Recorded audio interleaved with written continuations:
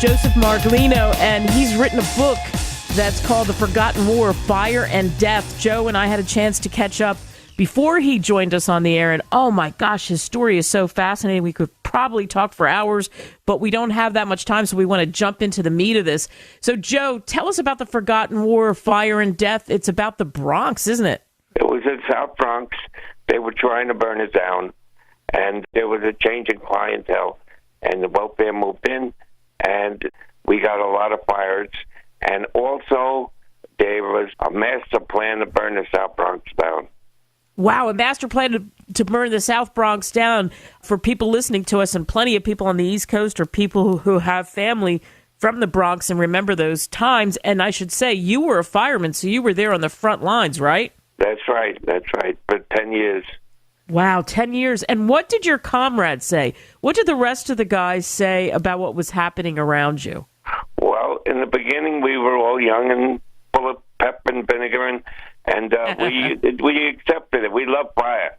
But then it got really out of hand. We were getting 2 and 3 good fires a night, and it was really bad. Wow. And putting out those fires, how strenuous was that? I mean, it must have stressed you out Yes. because you were stretched thin, right? Right. Well, like I said, we got 2 or 3 good fires a night, and they sometimes took an hour or 2 to put out each one. You said there was a master plan to burn the South Bronx down. Why was that? Because of how awful it had gotten? No, there was no real estate left, and they wanted to, build the Bronx up. And there was nothing but tenements down there, and they were getting rid of the tenements. Wow. And so, sure, it was odd that you kept having all of these fires, etc. And if you go back to that time, you know, the equipment was different. The amount of manpower was different. What was a typical crew like to put out all these fires, like the title of your book says, The Forgotten War, Fire and Death? What would a typical day or night be like fighting those fires? Well, we were going out sometimes 20 times a night on calls. And alongside of that, we were fighting 2 good fires a night. So it was hell. Believe me, it was hell. Wow. And you told me a story that I think is, people don't realize, I think, what it's like to be a fireman, where you're not only at the front lines of the fire, your own life could be taken, but that sometimes people, you save them and it's an amazing thing. And sometimes there's nothing you can do and they expire in your arms, right? You told me a story about that. You had a woman that you tried to rescue and she just expired right there in your arms, right? Yes, I took her out of a plane crash. And they gave it to me, and her eye was out of her socket. It was on her cheek, and she was to my arms, and I was taking it to the ambulance, and I could feel the blood just rolling in her chest, and she died in my arms. She drowned in her own blood. Wow. When you're in that kind of situation, how do you deal with that mentally? That's got to be taxing. Well, when I first started the fire department, all I thought of was fighting fires, but there was so much death I almost quit. But you just had to put your mind to a certain state and get tough. Otherwise, you wouldn't have made it. You couldn't make it. It was too much death. Wow. And the average ages of the guys that were on the front lines with you, Joe, how old were they? Well, when we started, we were in the 20s, and they lasted till maybe 40 years old, and a lot of them died before their time. We was taking in so much toxic fumes. Wow. And hundreds of them were injured, hundreds. Then third heat of fires. This was going on between the mid-60s and the late 70s. So hundreds of firemen were hurt. Wow. And the name of the book is The Forgotten War, Fire and Death. Make sure that you pick it up at Amazon.com. What do you really hope people take away from reading your book, Joe? I want them to know, a lot of them, the relatives don't even know what their relatives went through, like their husbands and et cetera, and I want them to see what was really going on and what these poor people, these firefighters were going through, and also tens of thousands of people relocated, so it was hard on them also. Right, so because of everything that was happening, people that didn't want to move or couldn't really have the means to move were forced to do that, is what you're saying, right? Right, the Red Cross relocated a lot of people, yes. Wow. And now when you think of your legacy and being a fireman and everything that happened there, and you see where the Bronx is now, what would you say? I just say I would want the boys, the men, to be very, very careful because they used to put booby traps out just to kill us. Oh. So they cut holes in the floor when you open the door, and if you weren't careful, they cover it with linoleum so you couldn't see what was happening. You'd walk in and you go down 2 flights. So you always don't fools rush in. So take your time.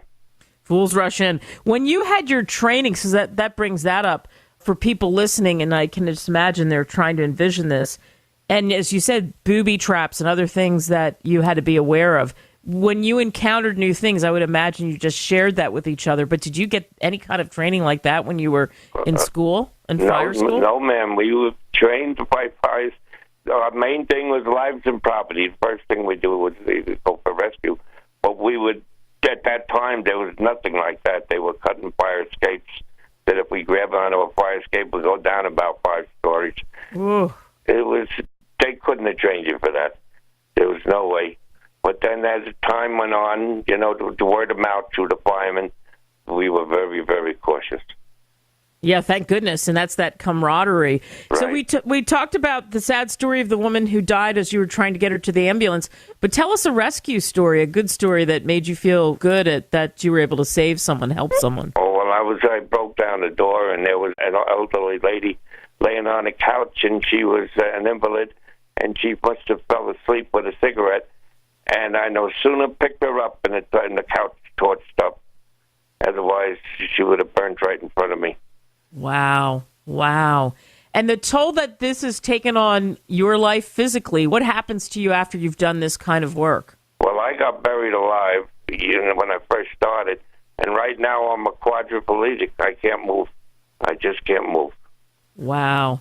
Yep. Wow, Joe. All that dedication and fighting in a really rough time. And the book, again, is The Forgotten War, Fire and Death. And you left me a message about you're raising money. Tell us about that. Yes, I would like to, if any chance, like Hollywood or somebody would pick it up, I would donate $250,000 if I could, then I'd give it to St. Jude's in the city for those little babies that are dying of cancer.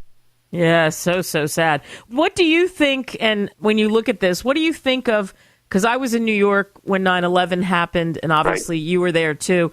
What did, and you saw the loss of the firemen there, what did that feel like to you? I thought that was just awful. Oh, it takes a heart. See, at that time I was going through post-traumatic stress, and it really, really it killed me. It ripped the heart out of me. When the planes hit the building, I knew exactly how many boys died. I mean, not that did it, but I said to myself, over 200 boys died there. It's a fireman going up the staircase with they shut the electricity, but they were going up, and I could see the face in the fireman that, just the idea that they were going to have to climb 70 flights of stairs to get upstairs, and they were worn out before they even started. And to see all those men die and people jumping out of windows 70 stories high, my God, because you have no chance because the heat was so great. It was like 2,000 degrees. The skin was melting on your body. It was bad. It was no good. Yeah. People didn't realize. I mean, they could just see it from afar, the horror of that day. But I really felt for the fire crew too, and having so many volunteer firemen in my family's life, in my lifetime. I really have a lot of respect for volunteer firemen because they go out. They're not good. Well, nowadays they get some kind of money up for medical. But when I was young, they didn't get anything. If they got hurt, it was theirs.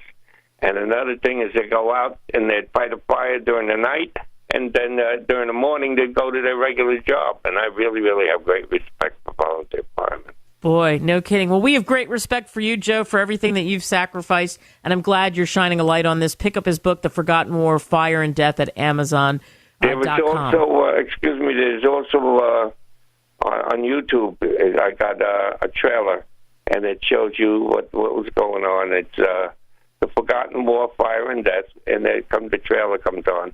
Or you could just put Joseph F. Maraglino. It's a trailer. It shows you what was happening. What happened, yeah. Right. Yep. Thank you, Joe. We appreciate you. Thank you. Thank you very much. and be safe, please.